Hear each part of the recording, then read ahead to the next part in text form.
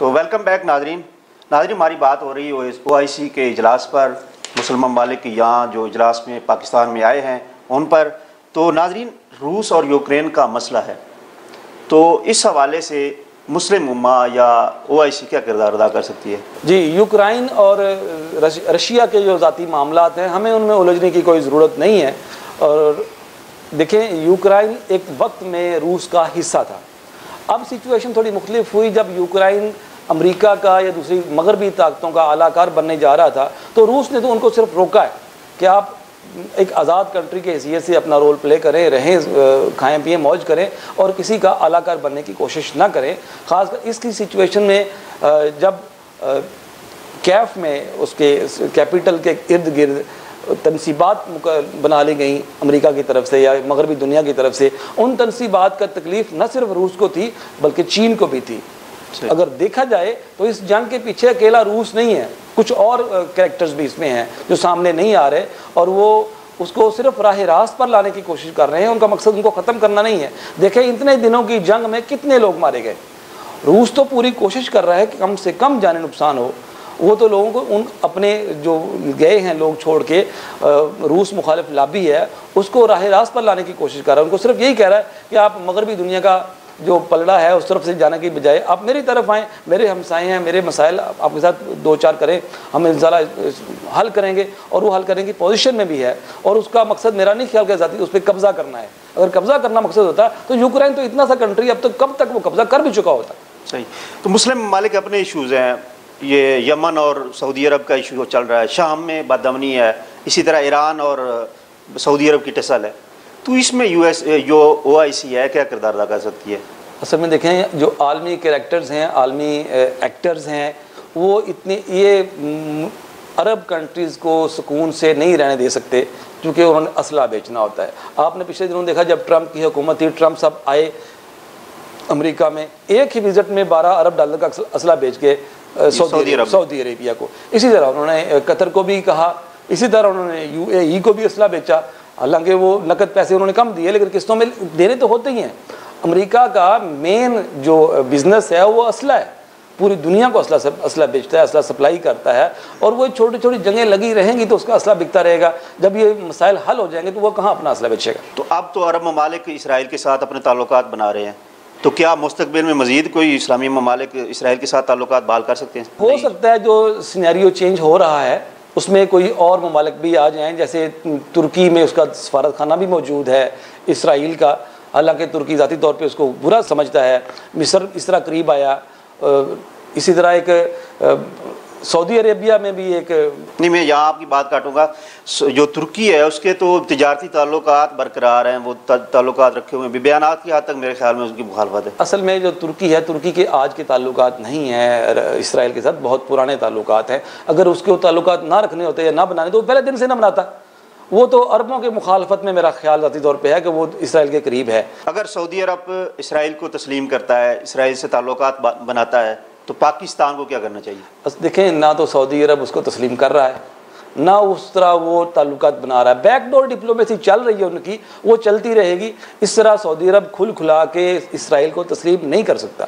जब इस सऊदी अरब तस्लीम करेगा तो फिर पाकिस्तान भी देख लेगा। आपके ख्याल में क्या पाकिस्तान को करना चाहिए ऐसा? नहीं, देखें, मैंने वही बताया ना कि हम तो फॉलो करते हैं ना हर मामले में हरमैन शरीफैन को, सारे मुसलमान। मेरा नहीं ख्याल कि सऊदी अरेबिया उनको तस्लीम कर रहा है या करेगा। मैंने वही बताया, जब सऊदी अरब इसराइल को तस्लीम कर लेगा तो फिर पाकिस्तान भी देख लेगा। अफ़गानिस्तान और कश्मीर के मसले पर OIC किस हद तक असरअंदाज हो सकती है? अफ़गानिस्तान का मसला आपके सामने है, ये अगस्त में एक नई हुकूमत आई, अभी तक किसी मुल्क ने उसे कोई तस्लीम नहीं किया। देखें, सारे ये मुसलमानों के बड़े हैं, अगर बैठ के अफ़गानिस्तान के मसला हल करना चाहें, उनको समझाना चाहें, जो वहाँ खाना जंगी है, आपस में लड़ मड़ रहे हैं वो लोग, उनको समझाया जा सकता है और वो बात मानने की पोजीशन में भी हैं। ऐसा मसला नहीं है। देखें, पावर का मसला है ना जी, पावर का मसला किसी हद तक सॉल्व हो सकता है। कुछ लोग उनके लिए लिए जाएँ, कुछ तालिबान के लिए लिए, कोई ऐसी कौमी हुकूमत बना दी जाए जो सर्वाइव करे 2, 4, 6 साल के लिए और उस मुल्क को अपने पाँव पर खड़ा होने का मौका दिया जाए। मेरा नहीं ख्याल कि दूसरे ममालिक जो खासकर अमेरिका है, दूसरे इस किस्म के नेटो इत्तेहादी हैं, वो इस किस्म की पॉजिटिव सोच रखते हैं। ये मुस्लिम दुनिया ही है जो अपने एक भाई को इस तरह परेशान हाल देकर आज इकट्ठे हुए हैं और उसके मसाइल के लिए सर जोड़े बैठे हैं। इंशाल्लाह इसका कोई मसला ज़रूर निकलेगा। अच्छा राना साहब, मेरा आखिरी सवाल है जिस सूरत हाल में पाकिस्तान में कॉन्फ्रेंस हो रही है, वज़ीर आज़म के ख़िलाफ़ तहरीक अदम एतमाद पेश हो चुकी है, अपोजिशन अपने दावे कर रही है, हुकूमत अपने दावे कर रही है, तो क्या ऐसी सूरत हाल इस वक्त पैदा करनी चाहिए थी? देखें, ये OIC का जो टाइम फ्रेम है, ये इन 2-4-6 दिनों में तो डिसाइड नहीं हुआ। ये तो पुरानी बात थी, पूरी दुनिया को पता था कि OIC पाकिस्तान में इन डेट्स में होने जा रही है। और ये अपोजिशन ने खामखा तमाशा लगाया है इन तारीख़ों में अपना एजेंडा सामने ला के, अपनी तहरीक अदम एतमाद पेश करके, जल्द से करके ये इमरान हुकूमत को डीमोरलाइज करने की, डिस्टेबलाइज करने की एक कोशिश है जो उन्होंने गलत किया है। देखिए, अगर इमरान को हुकूमत को गिराना था तो ये एक हफ्ता बाद भी हो सकता था, कोई ऐसा मसला नहीं था। ये तो सिर्फ इन्होंने, अपोजिशन ने अपना आप दिखाने की कोशिश की है कि हम क्या है। एक देखें, इस्लामी ममालिक हमारे घर आए बैठे हैं, इस्लामाबाद में मौजूद बैठे हुए हैं, और ये ज़िद कर रहे हैं कि आज वो बहस की जाए उस पर, तहरीक अदम एतमाद पे। अगर हुकूमत ने एक हफ्ता बाद की बात कर दी है तो कोई ऐसा मसला नहीं है, हफ्ता बाद बात हो जाएगी।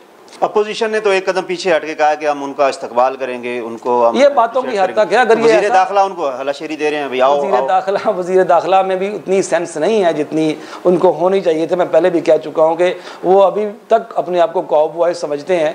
उनको ऐसी कोई गुफ्तगू नहीं करनी चाहिए जिससे ख़ास कर अपोजिशन को गुस्सा आए या उनकी सफ़ों में कोई खुलबुली मचे। वो एक ज़िम्मेदार आदमी है, ज़िम्मेदार सीट पर बैठे हैं, ज़िम्मेदारी से बातें करनी चाहिए। उनकी बात को पूरी दुनिया में सीरियस लिया जाता है, शायद उनको इस बात का पता ही नहीं है। शेख रशीद साहब अभी तक अपने आप को वज़ीर इत्तलाआत ही समझ रहे हैं, बड़ी बढ़ के मारना। वज़ीर दाखिला होना एक मुख्तलिफ सिचुएशन है, इसमें उनको अपने आप को समझना चाहिए कि वो इंटीरियर मिनिस्टर हैं और उनकी बात को न सिर्फ पाकिस्तान में बल्कि बैरून दुनिया में भी बहुत सीरियस लिया जाता है। लोग गौर से सुनते हैं और उनका तज्ज़िया करते हैं कि पाकिस्तान किस तरफ जा रहा है। ये पाकिस्तान की अंदरूनी और बैरूनी राहें मुतय्यन करने वाली बात है। और शेख रशीद साहब बढ़ के मार देते हैं, हम नहीं छोड़ेंगे, हम नहीं करेंगे। ये तो गलत सिचुएशन है। इसी तरह अपोजिशन को भी ज़रा होश के नाखून लेने चाहिए। इमरान खान की हुकूमत गिराने के लिए अभी टाइम पड़ा है, ये नहीं कि आज ही ख़त्म कर दे जाएँ। 1-2 दिन में कोई ख़ास आसमान नहीं गिरने वाला, वो तो कल परसों तरसों भी हो सकता है। ये 2 दिन निकाल लें, यानी 28 तक है उनके पास टाइम। चलो, जो हुकूमत ने 28 तक का है तो 28 भी कौन सा दूर है।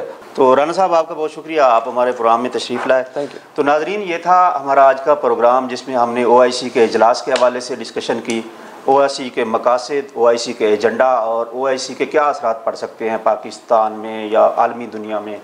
तो नाज़रीन, अपना ख्याल रखिएगा, हमें इजाज़त दीजिए। अल्लाह हाफ़िज़।